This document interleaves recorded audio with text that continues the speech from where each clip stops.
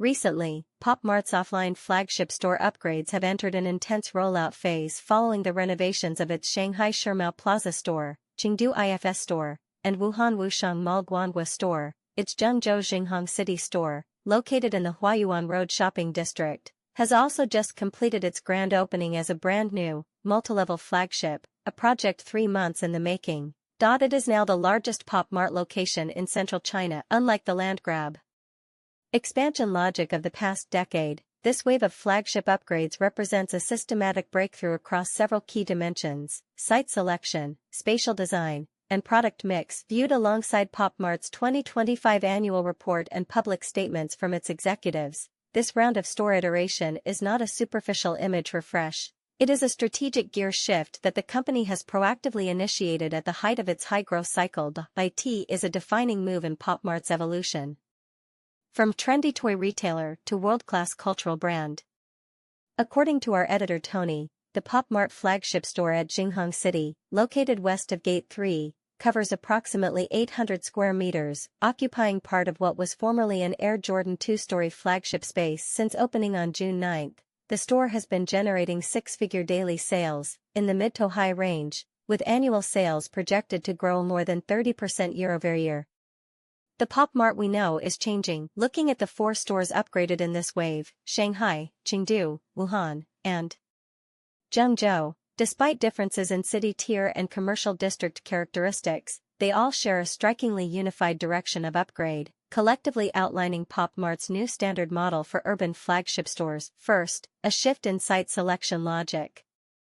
Based on 18 to 24 months of past sales performance and 12 to 18 months of forward projections, Pop Mart made the strategic decision to relocate and upgrade, moving away from basement levels, upper floors, or secondary anchor positions and planting its flag in prime ground floor locations at the heart of major malls. For example, the Zhengzhou Jinghong City store relocated from the basement level, B1, to the primary entrance at Gate 3, gaining a cross-floor showcase spanning levels 1 and 2, and becoming neighbors with international beauty brands such as Burberry Beauty, Coming Soon, and Prada Beauty. The Chengdu IFS store moved from the 3rd floor down to a street-level entrance, directly tapping into the foot traffic of the Chuanxi Road district. The Shanghai Shirmao Plaza store now occupies the prime ground and 2nd floors along East Nanjing Road pedestrian street, with an independent street-facing facade and outdoor installation space. The Wuhan Wushang Mall store sits right alongside global luxury names like Prada and Tiffany. This strategy of going head-to-head with luxury and international beauty brands in the same tier of a mall can be read as a decisive upward repositioning,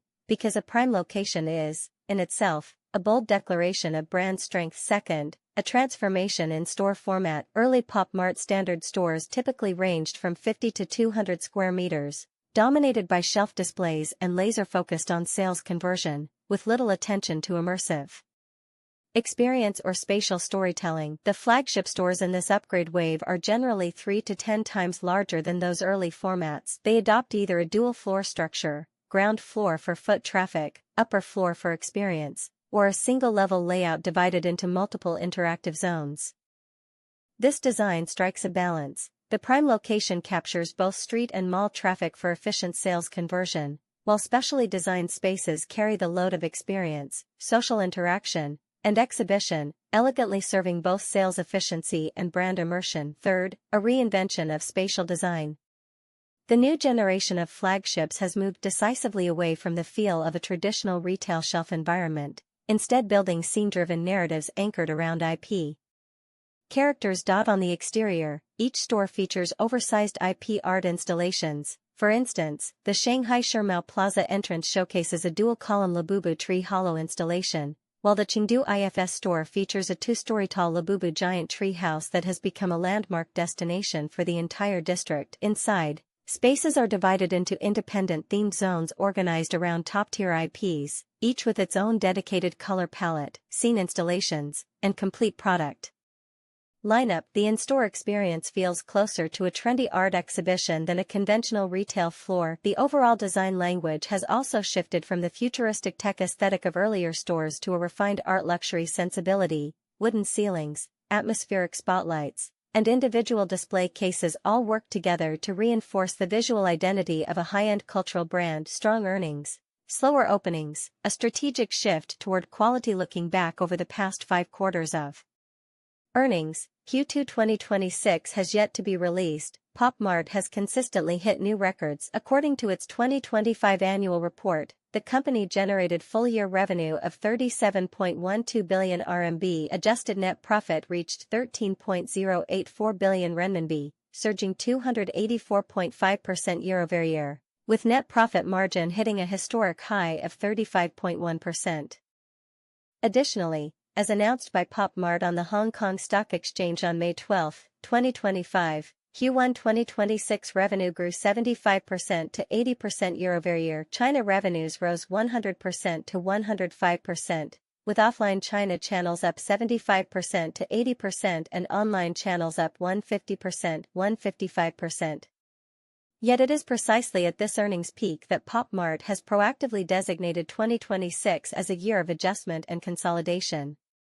On May 13, the day after Q1 results were published, at its quarterly business update call, management clearly stated the company would comprehensively slow its pace of new store openings, abandon the pure pursuit of store count, and globally pivot toward a high-quality development strategy centered on single-store quality, operational efficiency, and brand experience. As one executive put it on the call, the domestic market has moved past the stage of growth driven by large-scale store openings. We are no longer chasing store count expansion. The growth engine has shifted to same-store sales improvement, refined store operations, and member repurchase rates. This signals that Pop Mart's domestic store expansion strategy in 2026 will focus squarely on improving existing assets.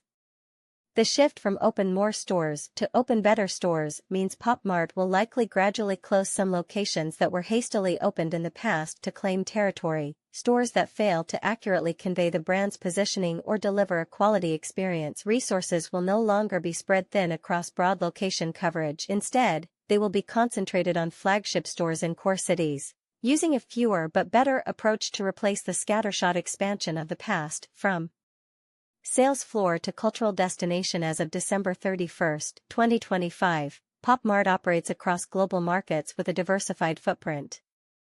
Taken as a whole, Pop Mart's current strategic realignment and offline store quality upgrade represent a fundamental redefinition of what a trendy toy retail experience should look like, from transaction venue to emotional destination, from sales channel to brand asset, from single-format retail to full-journey experience. Looking further ahead, landmark-level flagship stores are becoming the core vessel for Pop Mart's IP culture in the physical world. They don't just carry today's sales targets. They carry the long-term mission of communicating IP value and building brand equity for years to come.